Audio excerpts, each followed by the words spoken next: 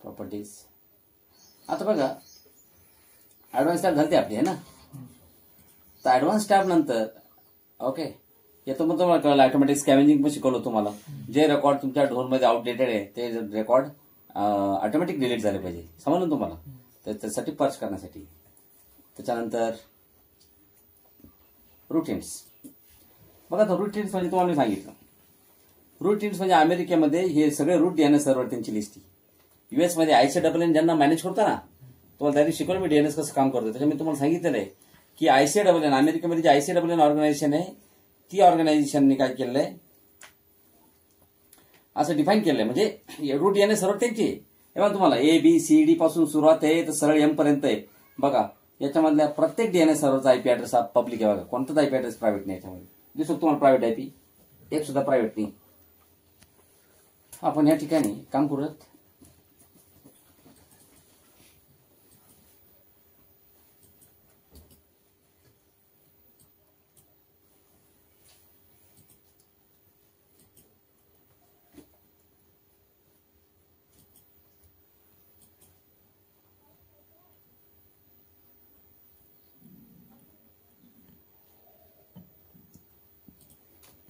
आता बघा रूटीन्स मध्ये सगळे अमेरिकेतले रूट डीएनएस सर्व्हर त्यांचे IP ऍड्रेस आहे. ही लिस्ट अपडेट पण होते ज्यावेळेस तुम्ही इंटरनेटला कनेक्ट करता का सर्व्हरला तर ते ऑटोमॅटिक फेच करतं हे रूटीन्सची फाईल. आता बघा तुम्ही जर ह्याच डीएनएस सर्व्हरला जर रूट डीएनएस सर्व्हर जर बनवलं ना ही लिस्ट पुढे खाली होऊन जाते. कारण की तुमचाच डीएनएस सर्व्हर जर रूट डीएनएस सर्व्हर जर झाला तर तो पुढे क्युरीच करणार नाही. कारण की हा रूट झाला. आता रूट म्हणजे याच्या पलीकडे कोणीच नाही. समजलं. पण याला रूट कसं बनायचं बघा. आपल्या ह्याच डीएनएस सर्व्हरला रूट डीएनएस सर्व्हर बनवतो. तुम्हाला रूटीन्स फाईल दिसते की नाही. मी काम करतो आता इथं फॉरवर्ड लुकअप झोन मध्ये येतो. राईट क्लिक करून एक नवीन झोन बनवतो. Okay new zone primary zone store the zone in active directory आणि येस झोन रिप्लिकेशन स्कोप आहे. झोनला नाव देताना फक्त नाव द्यायचं डॉट. काय नाव द्यायचं टिंब बस. रूट डीएनएस सर्व्हर कशाने केला जातो डिनोट केला जातो डॉट. बघा तुम्ही भले टिंब दिला पण पुढे गेल्यानंतर तुम्हाला स्वतः दिसेल की त्याचं नाव लगेच टिंब ब्रॅकेटमध्ये रूट होऊन जातं. पहा लगेच हे बघा ब्रॅकेटमध्ये आलं की नाही रूट. बघा हा DNS server root DNS server झाला. याच्यात काहीच वाद नाही. रूट मध्ये मग कॉम मग कॉम मध्ये तुमचं डोमेनचं नाव ऍडमिन्स मध्ये मग तुमचा सर्व्हर DC101. आणि बघा तुम्ही जर वरती जर आता डीएनएस सर्व्हरच्या प्रॉपर्टीमध्ये जर गेले ना रूटीन्स गायब झाले. बघा आता हे बघा रूटीन्स वॅनिश्ड आहे की.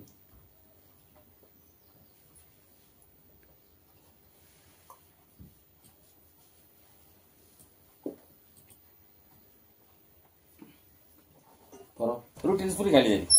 आणि बघा जर मी तर तो झोन जर उडवला रूटवाला आता हाच डीएनएस सर्व्हर रूट बनला त्याच्या पुढे रूट आहे काही पण हा जर झोन जर उडून टाकला तर रूटीन सुद्धा वापस येते. बघा delete are you sure yes.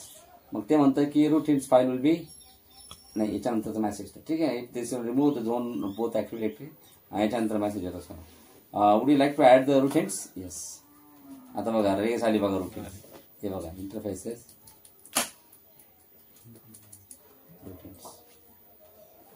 आणि वापस हा कन्सेप्ट रूटीन्स नंतर तुम्ही जर बाजूला जर गेले तर वरती सिक्युरिटी टॅब आहे.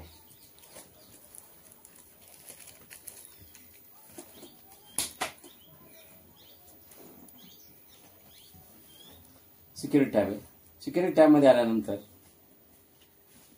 इथं तुम्हाला कोणाकोणाला डीएनएस वरती काय काय परमिशन द्यायची हे तुम्ही ह्या टॅब मध्ये डिफाईन करू शकता. म्हणजे तुम्हाला कोणाला काय परमिशन द्यायची तुम्ही इथं ठरवू शकता.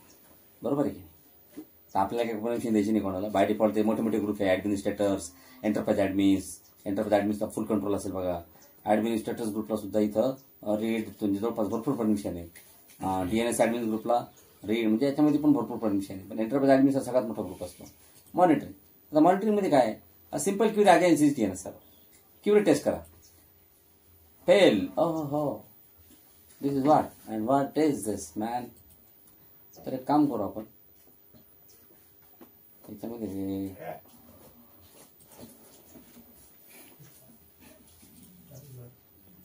मुझको आवाज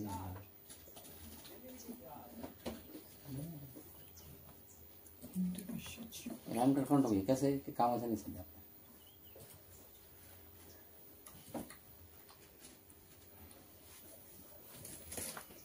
टुलस ओपन करा. टूल्समध्ये DNS मध्ये गेल्यानंतर हे बघा monitor. Yes, simple query against this DNS server fail. म्हणजे एक ध्यानात ठेवा, सिंपल क्युरी फेल झाली पाहिजे बरं का, कारण ही फेल होते ज्याचा आता झाला की तुमचा DNS सर्व्हर क्युरी ऐकतच नाही. समजलं ना तुम्हाला? काय प्रॉब्लेम असेल क्युरीने ऐकण्याच्या पठ्ठीमध्ये?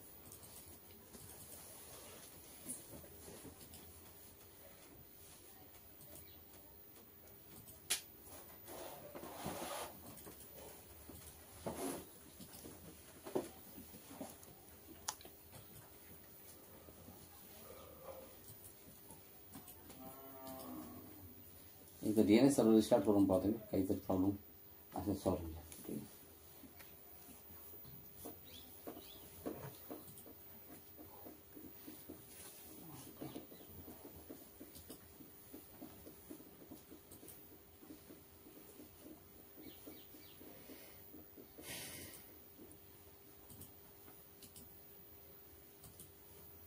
बरं, कुठे गेलं रे? घरी. हा, घरी. गावाकडे का? काय आपलं कशाला गेलं? पोळा.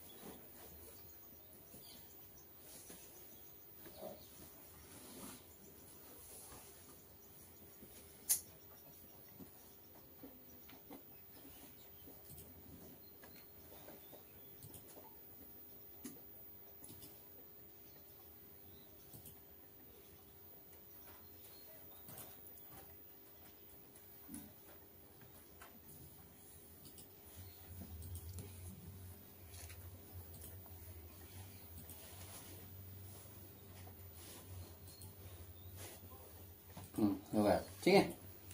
5 झाले. यश 5 यायला पाहिजे, समजलं तुम्हाला? 5 दिसत तुम्हाला. 5 जर नाही फेल जर आली, समजायचं तुमचा DNS सर्व्हर आहे. आता रिकव्हरी सिक्युरिटी सध्या फेल येईल, इथं फेल येईल. कारण की रिकव्हरी सिक्युरिटी का फेल येणार आहे? कारण की तुमचा DNS सर्व्हर नाही तुमच्याकडे. मग तो काय करतोय? फॉरवर्डर्स वाल्याला क्युरी करतो.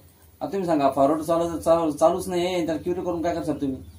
समजलं तुम्हाला? म्हणजे असं काही सर्व्हर आहे का आपल्याकडे? सर सांगा वरती मला. आपण यानंच अंदाज असं टाकलं होतं, जस्ट आपलं प्रॅक्टिकल बघायचं होतं म्हणून.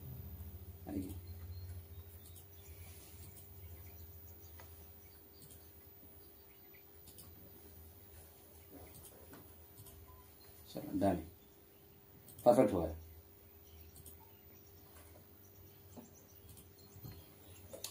Okay right. तर हे झालं प्रॉपर्टीजमध्ये आपण मॉनिटरिंग केलं, चेक केलं की डीएनएस सर्व्हर काम करतोय की नाही. मग सिंपल क्युरी केली डीएनएस सर्व्हरला, पास झाली. हे सगळ्यात महत्त्वाचं समजलं तुम्हाला.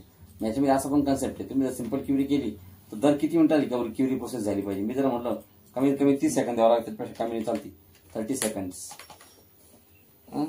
आता बघा, आता 10 वाजून 20 मिनिटं आणि 20 सेकंदाला क्युरी त्यांना काय केली, टेस्ट केली. आता बरोबर 20 वाजून 20 सेकंद आणि 20 वाजून 20 मिनिटं आणि 50 सेकंद, 50 नाही, 20, 30, 40, 50. तर ऑटोमॅटिक स्कॅनिंग नाही करणार आपण, काढून घ्या. हे इव्हेंट लॉगिंग. सध्या काय होतं, डीएनएसचे एवढे इव्हेंट आहे. आता बघा, all events will be recorded. मग त्याच्यामध्ये एरर्स असो, एरर्स आणि वॉर्निंग्स असो, सगळे इव्हेंट्स काय होणार आहे, रेकॉर्ड होणार. आणि इव्हेंट्स कुठे रेकॉर्ड होतात हे बघा. The events are recorded into दी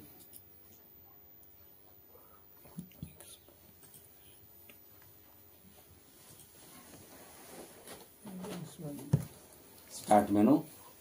बघा इथे एक टूल असतो इव्हेंट व्ह्यूअर, हे दिसतं तुम्हाला, इव्हेंट व्ह्यूअर. इव्हेंट व्ह्यूअर नावाचा टूल आहे. त्या टूलमध्ये तुम्हाला हे सगळं रेकॉर्ड होतं.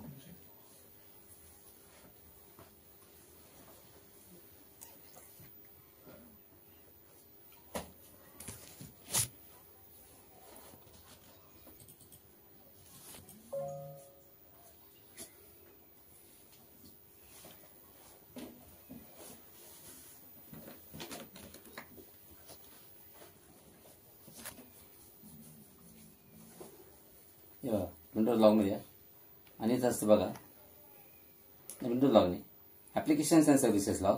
त्याच्यामध्ये असं बघा डीएनएस सर्व्हर, हा डीएनएसचा लॉग आहे. त्याच्यामध्ये डीएनएस म्हणजे तुम्हाला लॉग म्हणजे काय असतं, डीएनएसच्या रिगार्डिंग ज्या पण क्युरी झालेल्या आहेत, डीएनएसच्या रिगार्डिंग ज्या पण ऍक्टिव्हिटी झालेल्या आहेत, त्या सगळ्या याच्यामध्ये रेकॉर्ड होतात. हे बघा, सध्या लास्ट इव्हेंट काय, the DNS server has finish the background loading and signing off zones. All zones are now available for DNS updates and zone transfers as followed by their individual zone configuration. बरोबर आहे की नाही, असं आहे.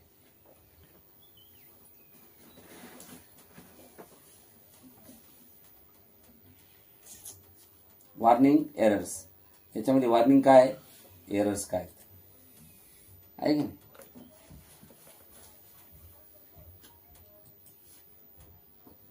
DNS server could not bind a transmission control protocol. TCP तो ह्या ऍड्रेसवरती bind नव्हतं करत, ते पब्लिक आयपी तो त्याला बाइंड नव्हतं करत तो, असं. त्यामुळे थोड्या वेळापूर्वी आपल्याला ते जे येत होतं ना, त्यामुळे एरर येत होतं. डीएनएसचे अलग अलग एरर मेसेजेस, वॉर्निंग काय आलेली आहे, वॉर्निंग आलेली इन्फॉर्मेशन काय आहे. The DNS server is waiting for active directory domain to signal that the initial synchronisation of the directory has been completed. तो ऍक्टिव्ह डायरेक्टरीचा वेट करत होता की इनिशियल सिंक्रोनायझेशन झालं की नाही झालं, बरोबर आहे की नाही, असं. भरपूर गोष्टी लॉग ते इनेबल करावं लागतं. हे इव्हेंट लॉगिंग जर तुम्ही नो इव्हेंट्स म्हणले तर डीएनएस मध्ये एक इव्हेंट येणार नाही. आपण जर म्हणलं फक्त एरर, तर मी त्याचं म्हणतो की डीएनएसच्या त्याच्यामध्ये इव्हेंट व्ह्यूअर मध्ये फक्त डीएनएसची एरर आले तर दाखव, बाकी काही दाखवू नको.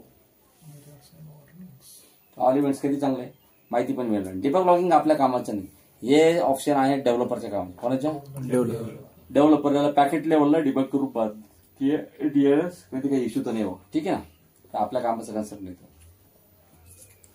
So that's all about the DNS server property. मध्ये जर गेलेत ना, इथं तुम्हाला भरपूर ऑप्शन दिसतं.